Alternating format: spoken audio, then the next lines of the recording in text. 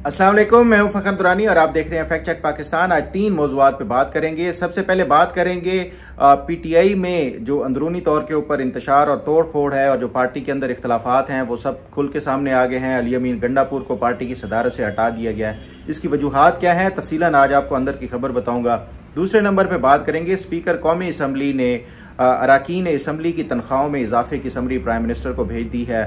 इसकी तफसीलात क्या है, तफसीलन बात होगी। और तीसरे नंबर पे बात करेंगे अमरीकी सदर ट्रंप का एक ऐसा फैसला जिसने दुनिया की तारीख बदल के रख दी है। वो क्या फैसला है, इस पे भी तफसीलन बातचीत होगी। सबसे पहले बात कर लेते हैं पीटीआई के अंदर होने वाले अंदरूनी इख्तलाफात। वो अब सबके सामने खुल के आ गए हैं। आपके सामने है कि इमरान खान ने अली अमीन गंडापुर को पार्टी की सदारत के ओहदे से हटा दिया है और उसकी जगह पे जुनेद अकबर को लगा दिया है बतौर पीटीआई सदर खैबर पख्तूनख्वा। इसलिए भी सबसे ज्यादा अहम है इमरान खान के लिए क्योंकि ये इमरान खान का किला समझा जाता है पीटीआई का। यहाँ से हमेशा न सिर्फ ये कि पीटीआई को मकबूलियत हासिल हुई है बल्कि लोगों ने इनको तीसरी मरतबा मैंडेट दिया है। यहाँ से जो ज़्यादातर जो मेजॉरिटी है सूबे में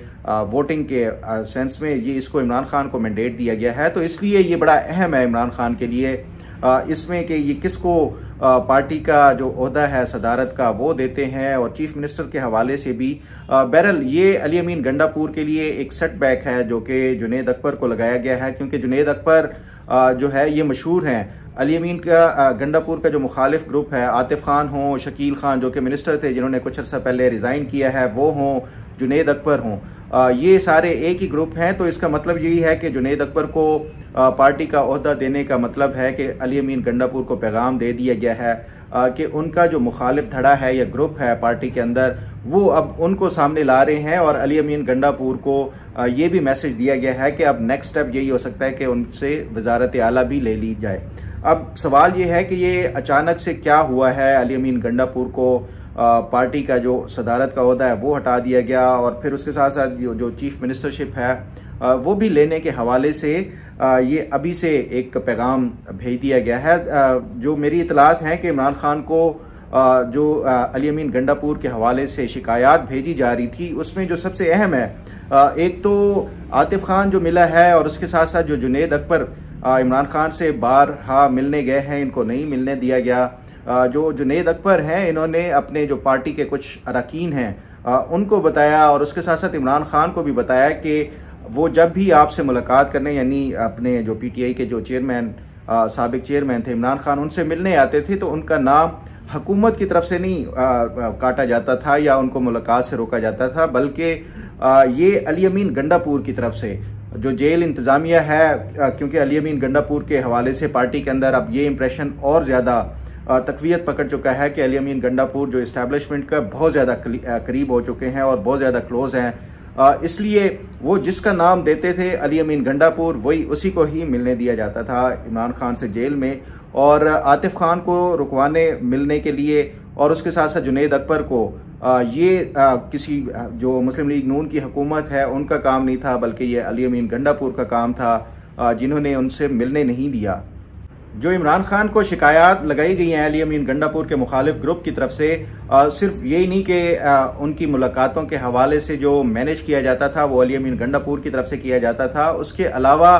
ये भी जो मेरी इतलात हैं कि इमरान खान को ये बताया गया अली अमीन और उनके भाई की तरफ से जो मुबैना तौर पे करप्शन के जो किस्से खैबर पख्तूनख्वा के अंदर चल रहे हैं उसके हवाले से भी इमरान खान को बताया गया। और इतलात यही है कि इमरान खान ने जो अली अमीन गंडापुर और दीगर जो पार्टी रहनुमा हैं उनको यही कहा है कि जो शिकायत करप्शन के हवाले से या जो मुबैना तौर के ऊपर ये एम्बेजलमेंट के हवाले से महमूद खान के जो बतौर वजीर आला 4 सालों बाद उनको मिलना शुरू हुई थी, ये अली अमीन गंडापुर के पहले ही साल में ये मिलना शुरू हो गई हैं। तो इसलिए इमरान खान ये कहा जा रहा है और पार्टी के अपने हलकों के अंदर कि ये भी एक रीज़न है इमरान खान की अली अमीन गंडापुर को हटाने के हवाले से। लेकिन असल मामला ये नहीं है जो ये कहा जा रहा है, क्योंकि जो जुनेद अकबर जिसको इन्होंने पार्टी की सदारत का ओहदा दिया इमरान खान ने, अगर उनका ये हमेशा से जो पार्टी का सदारत का ओहदा होता है उसके लिए इंतजामी अमूर के लिए भी आपको एक्सपर्ट होना पड़ता है। आपने कैसे लीड करना है पार्टी को सूबे के अंदर वो भी बड़ा मैटर करता है। और उसके साथ साथ जो बाकी मामलात होते हैं पार्टी के, वो भी संभालने होते हैं। अगर जुनैद अकबर का देखा जाए, उनका जो सियासी करियर है और ओवरऑल भी उनका देखा जाए, तो वो एक जिले की पार्टी की सदारत का ओहदा तो वो आसानी से संभाल सकते हैं। लेकिन जो पार्टी का, इतनी बड़ी जो पार्टी है, उसका सूबाई लेवल पे उनके इंतजामात और उसके ओवरऑल जो ये तमाम तर जो पार्टी के अमूर हैं, उनको चलाने के लिए जुनैद अकबर के पास ना ही कोई वो स्किल्स हैं और ना ही इस हवाले से कोई एक्सपीरियंस है। तो गोया ये जो इमरान खान की तरफ से फैसला किया गया है कि वो पार्टी को बेहतर अंदाज से चला सकते हैं, क्योंकि उन्होंने, इमरान खान ने जो अपने मीडिया बयान में भी कहा कि वो अली अमीन गंडापुर वजारत आला के ऊपर फोकस करें और पार्टी के जो इंतजामात हैं और जो मामलात हैं वो जुनैद अकबर संभालेंगे। तो जुनैद अकबर के पास तो ना एक्सपीरियंस है और ना ही वो लीडरशिप स्किल्स हैं जिससे वो पीटीआई के अंदर, क्योंकि ऑलरेडी वहाँ पे इतने ज़्यादा धड़े बन चुके हैं और इतने ज़्यादा इख्तलाफात हैं, तो मैं नहीं समझता कि जुनैद अकबर जैसा बंदा इस पार्टी के जो तमाम तर जो अमूर हैं वो उसको बखूबी सर अंजाम दे सकते हैं। और ये फैसला बुनियादी तौर के ऊपर इमरान खान की तरफ से इसीलिए उठाया गया है कि एक तो अली अमीन गंडापुर को जो पार्टी के दीगर लीडरान ने अली अमीन गंडापुर के हवाले से शिकायत लगाई हैं कि ये इस्टेब्लिशमेंट के इस टाइम जो सबसे ज़्यादा क्लोज है वो अली अमीन गंडापुर है। और उसके साथ साथ जो ये जो मामला है अली अमीन गंडापुर से इख्तलाफात का, ये आज से नहीं है। ये मामला शुरू हुआ इख्तलाफात का दरअसल नवंबर में जब ये धरना हुआ, उस टाइम से ये शुरू हुआ था, क्योंकि उस टाइम जो तमाम पीटीआई के अराकीन थे जो सूबाई असम्बली के, उनको फंड्स दिए गए थे करोड़ों में। और ये भी उनके फंड्स के साथ साथ ये कहा गया था कि वो बंदे लोग लेके आएंगे और गाड़ियों के हवाले से प्रॉपर इंतजामात किए जाएंगे, खाने का, ये सब कुछ, उसके लिए बाकायदा फंडिंग दी गई पार्टी की तरफ से, जो कि सूबाई हुकूमत की तरफ से भी ये जो मीडिया में ऑलरेडी रिपोर्ट हो चुका है। तो ये मामला तब से शुरू हुआ, क्योंकि जब यहाँ पे पीटीआई का जो धरने के लिए आए तो ना प्रॉपर बंदोबस्त था और ना ही वो बंदे जिसके हिसाब से पैसे दिए गए थे उतने बंदे आए थे और ना ही इतनी गाड़ियां आई थी। तो उस पे ये अली अमीन गंडापुर और इनके ख़ासतौर पे बुशरा बीबी के आपस में तहफ़्फ़ुज़ात और जो आपस में इख्तलाफात हर गुजरते दिन के साथ बढ़ते गए। फिर जब यहाँ इस्लामाबाद में धरना पहुँच गया डी चौक पे, जब ये 26 नवंबर की शाम को पुलिस की तरफ से शेलिंग हुई और उसके साथ साथ जो टीयर गैस बरसाए गए, तो उसके बाद मैंने उस टाइम भी ये रिपोर्ट किया था कि बुशरा बीबी ही वो लीडर थी जिन्होंने ये फैसला किया कि वो अब यहाँ पे मजीद नहीं रह सकती, उनको निकाला जाए यहाँ से। और बुशरा बीबी ने अली अमीन गंडापुर, जो कि दोनों एक ही कंटेनर या गाड़ी पे थे, उनको ये कहा कि उनको फौरी तौर के ऊपर यहाँ से निकालें, उनका दम घुट रहा है, उनको सांस नहीं लिया जा रहा उनसे। तो फौरी तौर के ऊपर उनको निकाला गया और यहाँ से ये जो है वो मानसेरा गए, अली अमीन गंडापुर और बुशरा बीबी और बाकी जो इनके कुछ पीटीआई के, और मानसेरा में ये बाबर सलीम सवाती के घर वहाँ पे जाके रुके। वहाँ पे पहली दफ़ा इनका आपस में ना सिर्फ ये कि तलख कलामी हुई, जो कि कल मैं अपने वीलॉग में रिपोर्ट कर चुका हूँ, और बुशरा बीबी ने अली अमीन गंडापुर को हटाने के हवाले से भी धमकी दी। तो उस दिन से ये मामला जो इख्तलाफात थे बुशरा बीबी और अली अमीन गंडापुर के, वो बढ़ना शुरू हुए और आहिस्ता आहिस्ता ये बढ़ते बढ़ते अब इस नए तक पहुंच गए हैं कि अली अमीन गंडापुर से जो पार्टी की सदारत का ओहदा ले लिया गया है। और अब नेक्स्ट स्टेप यही हो सकता है कि उनको चीफ मिनिस्टरशिप की भी ओहदे से हटाया जाए। बहरहाल ये तब होगा कि जब आतिफ खान अगर कौमी असम्बली से यहाँ से इस्तीफ़ा देते हैं, और या फिर सूबाई असम्बली से कोई भी अगर इस्तीफ़ा देता है, तो फिर ये ऑब्वियसली और ऑटोमेटिकली यही समझा जाएगा कि अली अमीन गंडापुर को हटाने का बाकायदा फैसला कर दिया गया है। ताहम जो अली अमीन गंडापुर को पार्टी की सदारत से हटाने का जो मामला है, ये कहा जा रहा है कि जो केपी में ख़ासतौर पे जो करप्शन है वो इस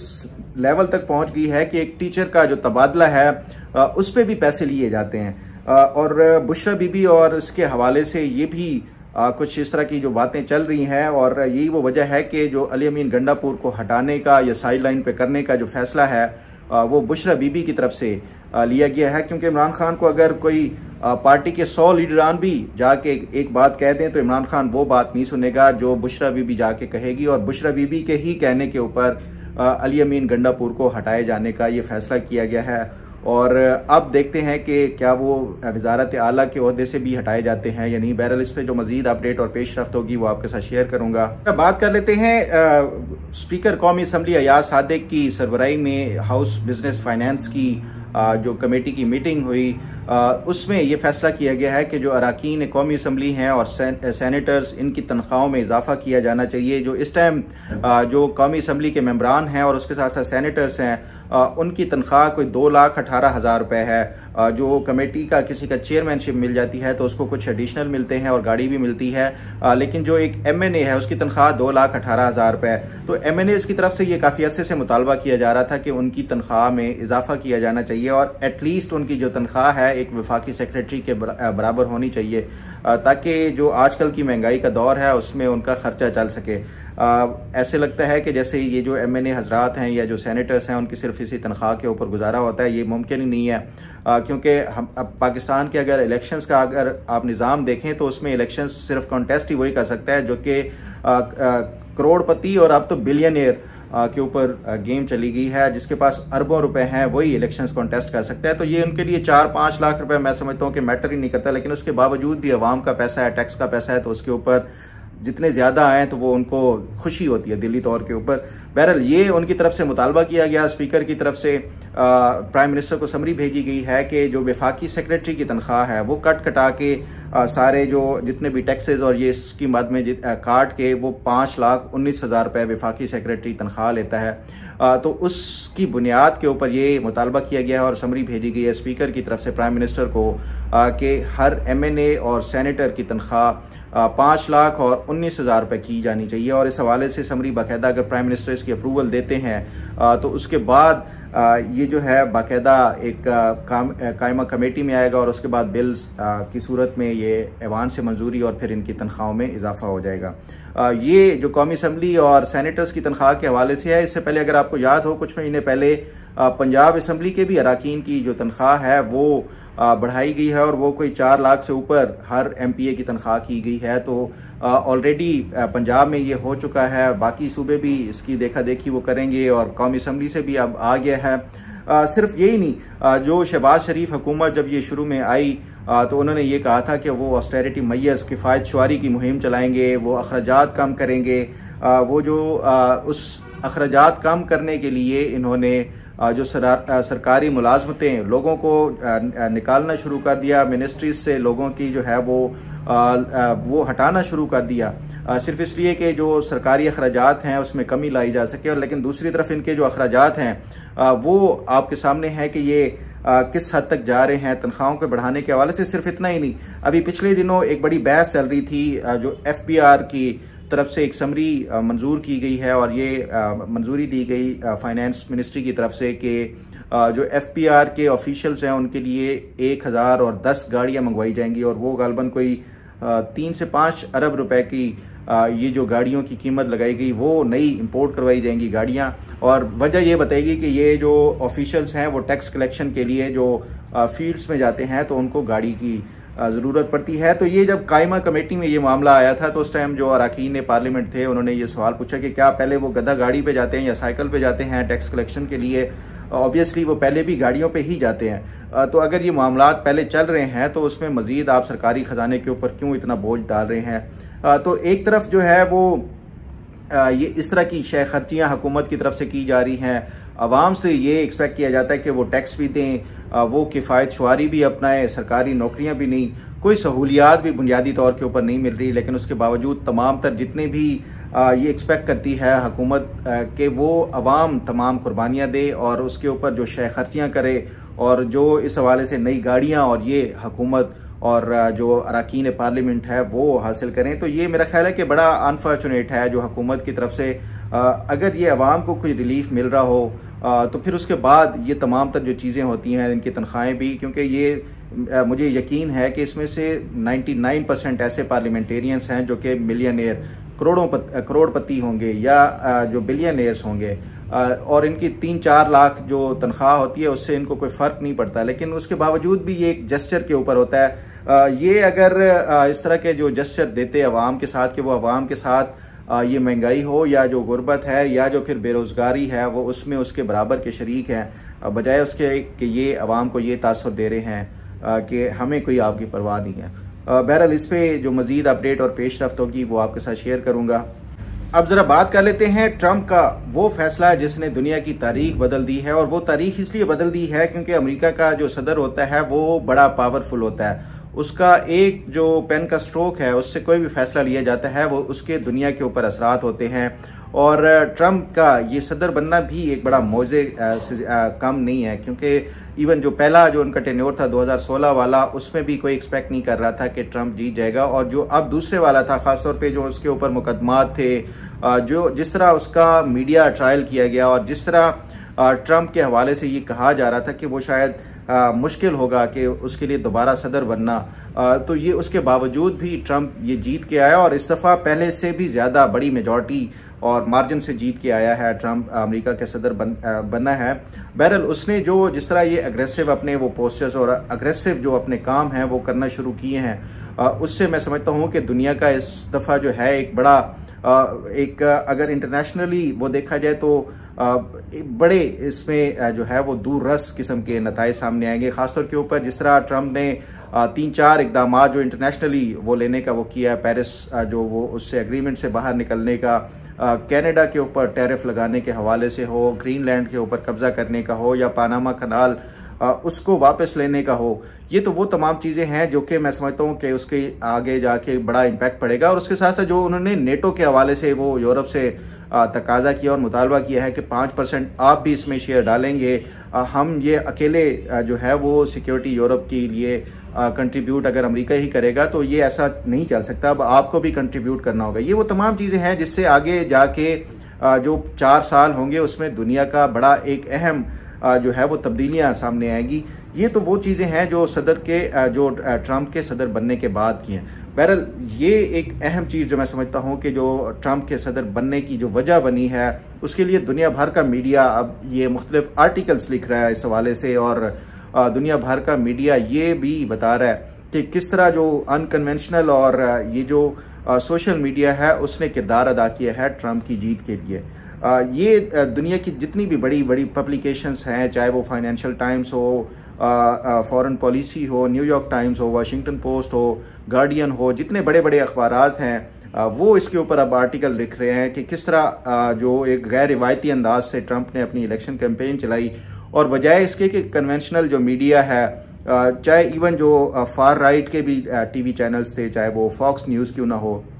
जो कि सबसे ज़्यादा फेवरेट समझा जाता है जो रिपब्लिकन के लिए, इस दफ़ा जो ट्रंप ने स्ट्रेटेजी अपनाई वो बड़ी अनयूजुअल और गैर रिवायती थी, और वो इसका एक फैसला था ट्रंप का जिसने उसकी जीत में अहम किरदार अदा किया है। आज फाइनेंशियल टाइम्स में एक आर्टिकल लगा है जिसका मैं समझता हूँ कि बड़ा वर्थ रीडिंग है, और उसमें ये बताया गया है कि ये जो 5 या 7 जो पॉडकास्टर्स हैं उन्होंने ट्रंप के इलेक्शंस का नक्शा बदल दिया है। दरअसल ये जो ट्रंप को जो मशवरा देने वाले थे उनके बेटे हैं जो 18 साल के, जब ये पिछली दफ़ा ट्रंप प्रेसिडेंट बना था तो वो बिल्कुल छोटा सा ट्रंप और मेलानिया ट्रंप के साथ साथ वो चलता था, तो उसने ये मशवरा दिया ट्रंप को कि बजाय इसके कि आप कन्वेंशनल मीडिया पे जाके अपनी जो ऑडियंस है, जो टारगेट ऑडियंस है उसको, और उसके साथ साथ जो वोटर्स हैं उनको अट्रैक्ट करने की बजाय जो जनरेशन जी है आप उसको टारगेट करें, और वो सबसे ज़्यादा इस टाइम कनेक्टेड है। ये जो पॉडकास्टर्स हैं उन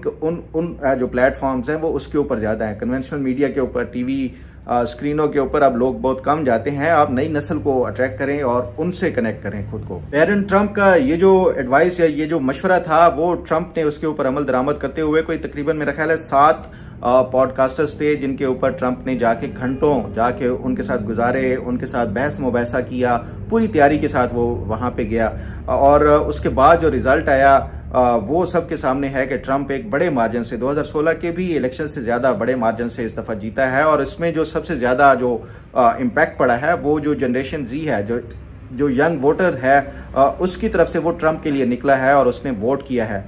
ये उसमें जो अमेरिका के जो टॉप के जो 5-6 ये फाइनेंशियल टाइम्स में आज उन्होंने डिस्कस किया है कि ये जो 5-6 पॉडकास्टर्स थे ये बहुत ज़्यादा इन्फ्लुएंशियल हैं, और जो कन्वेंशनल अनलाइक जो कन्वेंशनल मीडिया के जो बड़े बड़े एंकर्स होते हैं, बड़े बड़े सहाफ़ी और बड़े नाम जो कोजी मीडिया जो उसमें बैठ के अपने जो स्टूडियोज में बैठ के कोट टाई पहन के और मेकअप से लदे हुए जो ये जाके प्रोग्राम करते हैं, ये टोटली दुनिया से डिसकनेक्टेड होते हैं।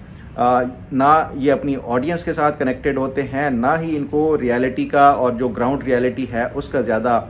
वो होता है। तो ये जो अनलाइक जो ये जो बड़े बड़े मीडिया एंकर्स हैं, ये जो पॉडकास्टर्स हैं, ना सिर्फ ये कि बड़ा फ्रेंडली होते हैं, अपने जो देखने वाले हैं उनके साथ कनेक्टेड होते हैं, उनके साथ बड़ा लॉयल होते हैं। और फिर एक चीज़ जो उसमें डिस्कस की गई है उस आर्टिकल में, वो ये कि जो आजकल की जो नई नस्ल है वो उनके लिए फैक्ट चेक